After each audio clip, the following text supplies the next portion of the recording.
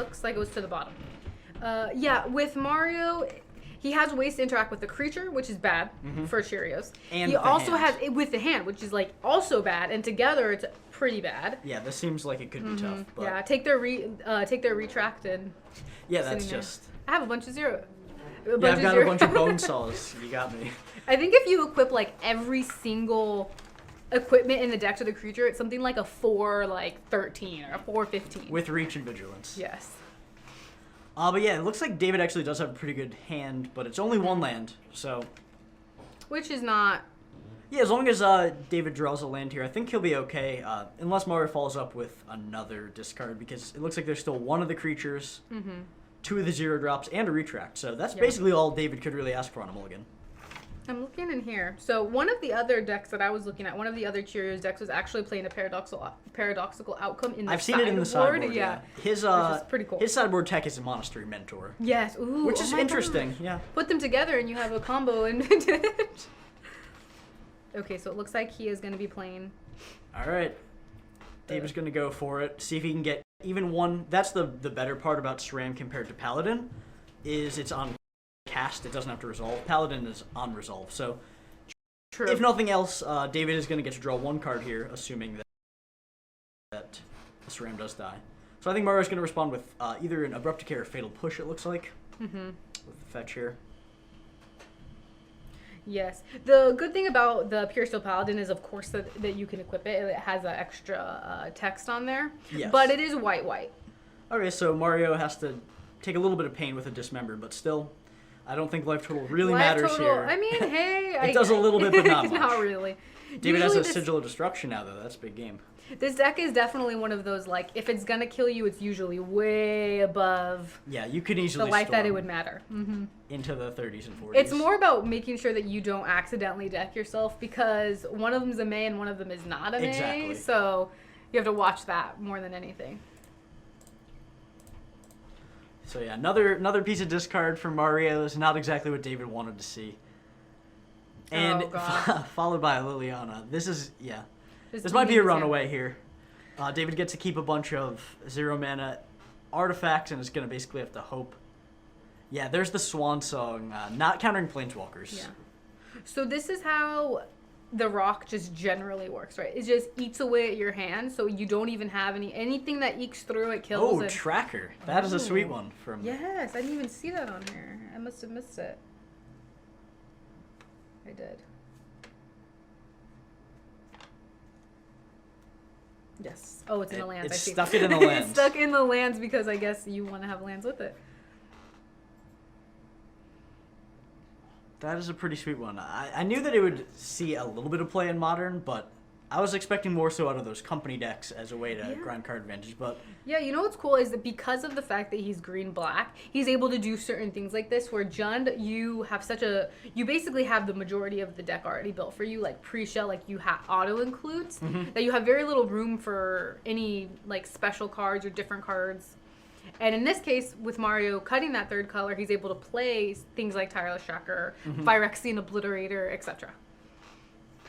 yeah, I just want to see an Obliterator, though at the moment it's still uncastable. Unless that's a Twilight Mire. I can't tell with the Expeditions. You're the Expedition Master. Is that 2 Overgrown Tombs? No, 2 Overgrown Tombs, Okay. yeah. Not yet.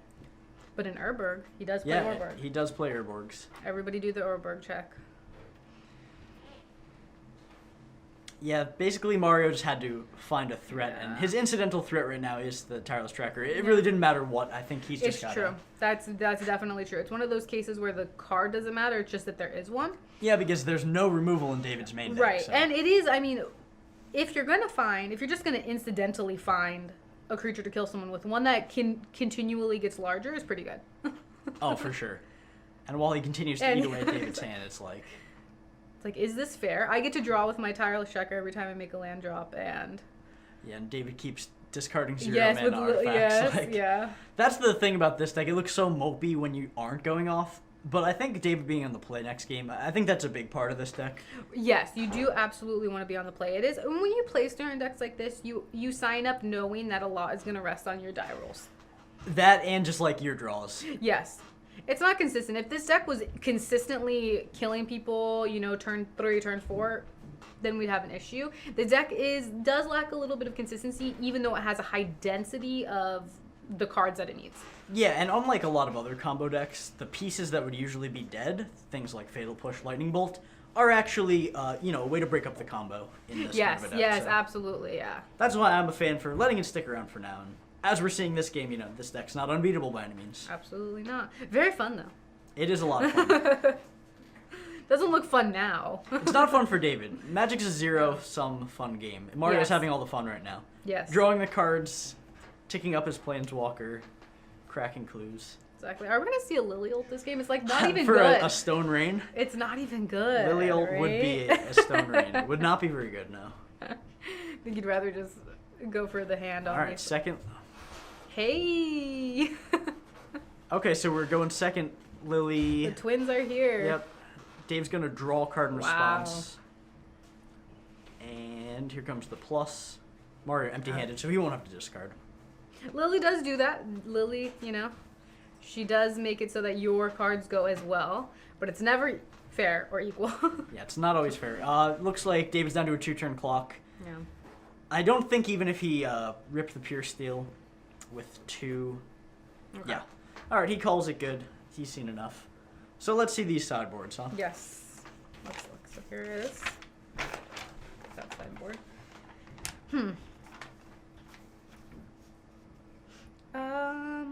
For Mario, I don't know. I think his deck is actually pretty. Maybe a Thoughtseize he could bring in. Maybe the Collective Brutality. Maybe the 4th Fatal Push.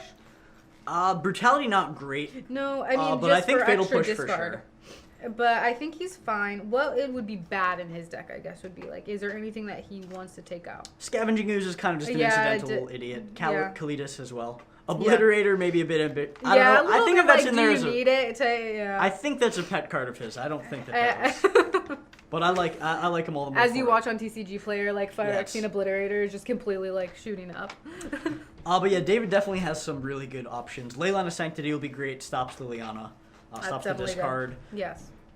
He might even go to the Monastery Mentor plan. I'm not sure if that's for a matchup like this. It turns all of his zero. Like if he can stick it, it turns those zeros at least into a little bit of value. I guess it can be good if he holds it, right? And then his removal, like it's a creature that he can play that depending on how he plays it, isn't good against like one removal spell. Yeah, I'm not sure where else that would come in. Can you think of a matchup Mentor? I don't know. I've seen the card it in sideboards. Is very good. The card is very good. Yeah, it's like I'm just not sure where you're bringing it in. That's my question. For sure the ley lines, and I think possibly Mentors.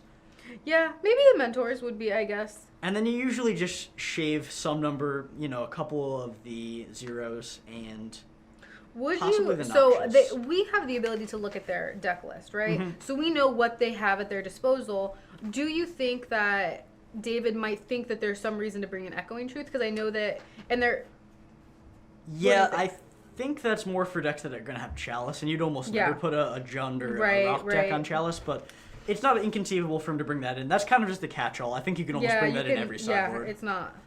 Very true. So yeah, I mean, I think that Dave's deck definitely gets a little bit more resilience after the sideboarding, but I think it's still an uphill battle here. He's got to have a really nice opener. It just has too many discard spells coupled with removal spells for those creatures that do get through. And once one of the incidental threats gets down, it is a quick clock. They're all pretty hard hitting, and yes, absolutely. A Tarmogoyf and Tarmogoyf is going to be extra large in this matchup with the artifacts. Huge, right? Yeah. So it looks like they're just shuffling up for game 2. As we had surmised, this might be a quick match. So we do have the deck list for the the backup matches. So let's see what we got here. Oh, we have a printed deck list. Yeah, somebody was very nice. Yeah, so on the backups we have a Jeskai Blink is what they were calling it, with Resto, Spell Queller, Blade Splicer, that kind of Jeskai build. Yeah. And your oh no, we have another Cheerios here. I thought it was another Cheerios. I thought it was Affinity for a second, Opal, right? Because you see Mox Opal and you assume it's Affinity, but now there's another one that uses it. And we have a Banned Spirits. I like that deck a lot. Yeah, so interesting enough, just because I know that his deck was printed, you can kind of tell something. He originally had 2 Kasali Pride Mage and decided to do in the board, and he decided to do a 1/1 split with Spellskite instead. Okay. So that's interesting. I wonder change. what he saw that made him feel like burn, probably. Yeah. He He saw it in here. He's like, oh, I brought the one he's in the like, trade feel binder. the burn. Like, he's like, Definitely. And then we also have, okay, so this one doesn't have a name, so let's, okay, well, it's played in 2 Gideon Jura, so that's awesome. Big control something. Oh, it's the red-white deck. It's Oh, right, yes, it has, so it has red-white Gideon prison. Jura, Yeah. Elspeth Sun's Champion, a Johnny Vengeant. Wow, it's like just super friends. Yeah, and it's Okay, like, without- it's kind of the yeah. hate deck. It plays the Blood Moons, the Chalices, and Right, Simian Spirit yes, Guides to cheat them out. Yep, absolutely, it does. Wall of Omens. Oh, this would be a pretty fun deck as well. It's definitely a lot of fun. Fun for you, not fun for the opponents. right. Which, as we said, Magic is a zero-sum game. Fun for you, fun for the opponents. Exactly. One way or the other, that's it, right? And I'm counting on Mario. That's his one pile shuffle. We'll Yes. report that to the judges. Yes, Mario, we're watching. We are here. We see. I think I saw someone at the Pro Tour do a pile shuffle, Yeah, and I was like, they're hey, man. getting their one in. You get your one. One. They decided to do it in between, I guess. So we'll get back to this list. It's interesting. I wish that I can ask Mario why he decided to shave the red. If it was that he wanted the consistency, that he didn't want to shock himself. What was it that he wanted to play Phyrexian Obliterator? I'm more inclined to almost play Abzan right now. I like Siege Rhino. I don't even think that's Yeah. correct to be playing it, but I sneak it in anyways. But I think it does have to do with the consistency. And is he playing some number of like Ghost Quarter, or is he really just all in on? He's playing Treetop Village, Okay. which that's an awesome card. That's It's the good one against Planeswalkers. Yeah. Yeah, very good against Planeswalkers, as most manlands are. And no, he is not. He's playing just. I'm surprised about that actually, yeah. but because I think that would be one of the main reasons. That would be a good reason, right? Yeah, it's true. Well, We haven't looks seen like any they're- Tron yet. Have not seen any Tron, but yeah, here we go. They're checking out. I think they both kept their 7s. Oh, David brought Silences in. That's an interesting one. I guess it allows him to stop removal spells on the turn he wants to go off. That's definitely true. Yeah, I that's hadn't thought of that, absolutely but that's just very interesting. Wait, what? Why is the Silence in the graveyard? Do you see that, or? true. Yeah, I do. Does he discard? Are we not seeing? Wait, the is he orange- silencing on turn 1? Are we on Mario's upkeep? That might be the case. Huh. Oh, interesting. This might be silence on Mario's upkeep. Wow, to stop him aggressive. from. Yeah, that is Aggressive. Okay, And he's like, I wasn't gonna play anything anyways. Play my and Treetop noxious tap. it, noxious it to the top. Oh, Oh no, okay. noxious the land. That was the Okay. land. Oh, okay. I see. Treetop, even better now, right? Yeah, Treetop's looking good here, especially weren't able to play a spell. You're like, I wasn't able to play it. Didn't want to. Easy peasy. But yeah, the silence actually is going to be really nice. It just it stops David from going off anytime turn 2. He could try turn 3, but it delays him a little bit, but it allows him to go unhindered completely. His hand does look a little weak, though. I think it has one of the creatures and just a bunch of lands. Yeah. I think he has one of the 0-drops. Yeah, David, get those creatures in front. Come on. Yeah, come on. We have a pile shuffler and a lands in front. Like, what's happening? Okay, here? he's chaining them. He drew that one off the Alright. top. There's the third one. I think he's whiffing right Yes. now. Oh no. Okay, so he cycled through a little bit, but now does Mario have the removal? Puts him to the test, he has it. Oh, and a foil abrupticate. That's a nice one. So now David's going to have to find a retract and another creature. So we know he has... he played the land. So yeah, I think his hand... I see an opal. Definitely has an opal, a flooded strand. Those are the cards I can see for sure. I think he has the grape shot. I thought I saw the red Yeah, card. I see, which is I one saw you a don't red want to flag have in your hand no, early. you don't. You just want to be able to draw into it. Well, looks like we'll find out. Ah. I think he took the silence. Yeah. So... Oh... No red mana. I was going to say you could just grape shot the Dark Confidant if it gets to that. Because they... It depends on how many grape shots. I guess He only plays one with 2 Noxious, so you actually can't just fire that off. Yeah, you don't want to, or yeah, that would be hard. Although he does, because he has a Mox Opal. So if he wanted to. that's where it comes to. See, the version I was playing had 2, and there was a scenario where I took out some You're like, creatures so okay, I could that's fine, win. yeah. But yeah, this is going to be a spot. I liked David's lines. I liked that he went for the silence on turn 1, and then he had a little bit of gas to go turn 2. He just didn't get there. Yeah, if he had hit 2 or absolutely. 3 more, it had the Mox Opal. You needed to hit the Retract, I guess. Yes. And be able to just kind of keep chaining it. Then he would be able to, go pretty much infinite. Once you hit that Retract with a couple in your hand. Once you do draw 3 cards, it is kind of hard to completely whiff, but it does happen. And then Mario followed that up with, now a Liliana, things like that are going to be Dark Confidant drawing a bunch of cards. Thoughtseize, ooh, Even the Fulminator here, just as a Stone Rain, could hinder David's progression a lot. I'm not sure if Mario will go for that line next turn, but... Oh, the Phyrexian Arena came in and hits the bin. Alright.